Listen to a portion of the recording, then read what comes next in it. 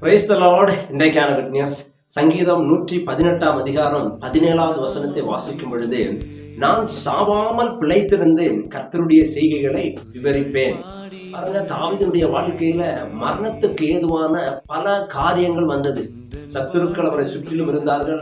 அவரை எப்போதும் அழித்து போட வேண்டும் என்று அநேக சத்துருக்கள் எழுப்பினார்கள். தனக்கும் மரணத்துக்கும் ஒரு அடி வித்தியாசத்துல தாவீது அநேக சமயத்துல தப்பித்து போனதை நம்ம பார்க்க முடியும். அந்த சமயத்துல அவர் விசுவாசத்தோடு அறிக்கையிடுகிறார், நான் சாவாமல் பிழைத்திருந்தேன், கர்த்தருடைய செய்கைகளை விவரிப்பேன். எனக்கு பிரியமானவர்களே, இன்றைக்கு உங்களுடைய வாழ்க்கையில மரணத்துக்கு ஏதுவான காரியங்கள் வரும் என்றால் நீங்கள் சாவதில்லை, கர்த்தருடைய மகிமை உங்கள் மூலமாக வெளிப்படும். சாவாமல் நீங்கள் பிழைத்திருந்து கர்த்தருடைய செய்கைகளை நீங்கள் விவரிப்பீர்கள். மரணத்துக்கு ஏதுவான வியாதியை கர்த்தர் மாற்றுவார். நீங்க மரித்து போகும்படியான கடன் பிரச்சனைகள் வந்திருக்கலாம், அதை கர்த்தர் மாற்றப் போகிறார். எல்லா காரியங்களையும் கர்த்தர் அற்புதங்களை செய்வார். நீங்கள் பிழைத்திருப்பீர்கள், நீங்கள் மரித்து போவதில்லை. இந்த மரணத்துக்கு ஏதுவான எல்லா பிரச்சனைகள், போராட்டங்களும் உங்களை விட்டு மாறி போகும். நீங்கள் கர்த்தருடைய செய்கைகளை விவரிக்க போகிறீர்கள்.